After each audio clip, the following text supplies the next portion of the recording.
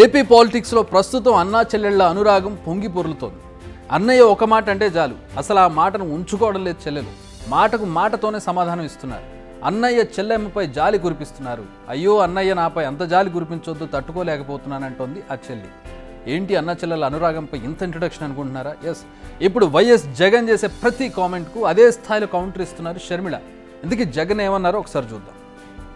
Congress party, of which he was the chief minister, has put up the sister. Why is Sharmila? No, what I'm hurt is not because she's contesting. The reason I'm hurt is because she will lose deposits. It pains me the most to see her lose deposits, because what she's done is not right. The very party that has put my father's name in the charge sheet, the very party that has filed these fabricated cases on me. And you know who the petitioners in my case are? None other than Congress and TDP. And today, you know who's driving my sister or the Congress party in the state? None other than Chandrababu Naidu through Revant. You're making a very serious allegation. You're claiming Chandrababu Naidu and Revant Reddy have propped up Y. Sharmila to take you on in Andhra Pradesh. Absolutely. Congress party is remote controlled by Chandrababu Naidu, as the BJP is being remote controlled by Chandrababu Naidu. Today Jagan is fighting just not one BJP, he's also fighting the Congress. So విన్నర్గా CM Jagan ఎలా బాధపడుతున్నారు, ఆయనకు చెల్లెలిపై ఎంత ప్రేమ ఉందో, ఆయన అంత బాధపడిపోతున్నారు. షర్మిల ఓడిపోతున్నారు, అసలు deposit కూడా రాదని. ఏ పార్టీలో అయితే తన తండ్రి పేరును ఛార్జ్ షీట్లో పెట్టిందో అదే పార్టీ నుంచి తనపై పోటీ చేయడం సరైంది కాదంటున్నారు జగన్.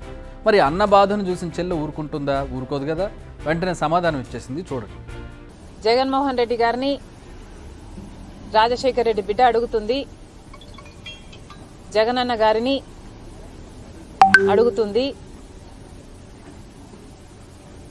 నీ చెల్లెలు రాజశేఖర్ రెడ్డి బిడ్డ ఓడిపోతుంది అని మీరు బాధపడుతుంటే, మరి సౌభాగ్యమ్మ గారు చెప్పినట్టు, చిన్నమ్మ గారు లేఖ రాసినట్టు అవినాష్ రెడ్డి గారిని బరిలో నుంచి ఎందుకు మీరు తప్పించటం లేదు? ఇప్పటికైనా ఆలస్యం కాలేదు, విత్డ్రాస్ చేసుకునే అవకాశం ఉంది. మీ బాధ నిజంగానే జెన్యున్ అయితే ఎందుకు ఈ ముఖస్థితి మాటలు? సో షర్మిల చెప్తుంది ఏంటంటే, అన్నయ్య నువ్వు అసలు బాధపడకు, అవినాష్ రెడ్డి నామినేషన్ విత్డ్రా చేసుకుంటే ఇప్పటికైనా పోటీ నుంచి తప్పుకుంటానని అంటుంది. సో ఇక తనపై విమర్శలు చేస్తే వదిలేదే లేదు, మాటకు మాటతోనే సమాధానం చెప్తా అంటున్నారు షర్మిల. నిజానికి ఏ రోజైతే షర్మిల సునీతను టార్గెట్గా చేస్తూ కామెంట్స్ చేశారో ఆ రోజు నుంచి షర్మిల విమర్శల డోసును పెంచేశారు. అసలు షర్మిల కడపలో ఎందుకు బరిలోకి దిగారు? వైసీపీ హయాంలో పాలన సరిగా లేదనా? ప్రజలకు సంక్షేమ ఫలాలు అందడం లేదనా? ఈ క్వశ్చన్స్కు ఆన్సర్ తెలియాలంటే ఆమె చెప్పింది ఒకసారి వినాలి. ఓడిపోతాము అన్న భయం పట్టుకుంది కాబట్టే ఈ చర్యలన్నీ చేస్తున్నారు.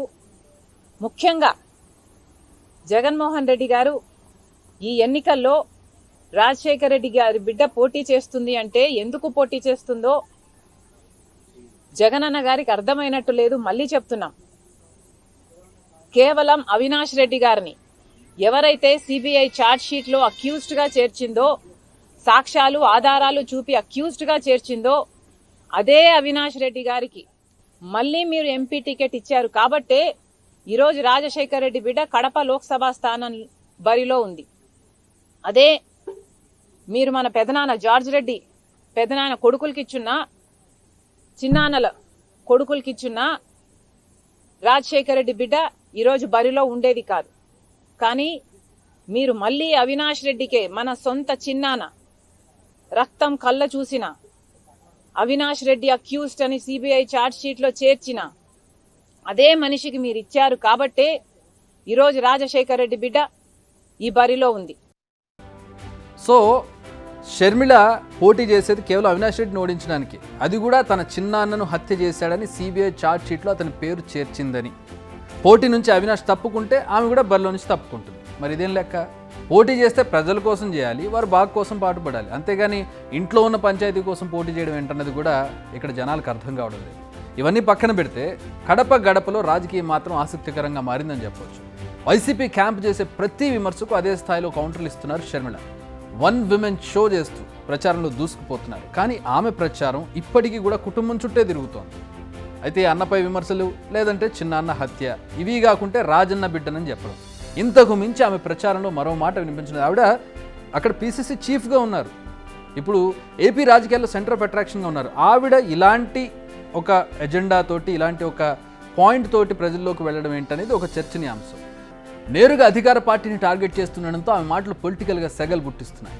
ఇటు కడప పరిధిలో కూడా షర్మిల ఎఫెక్ట్ కూడా గట్టిగా ఉండే అవకాశాలు లేకపోలేదు. ఆమె న్యూట్రల్గా ఉన్న ఎస్సీల ఓట్లు చీల్చే అవకాశం కనిపిస్తోంది.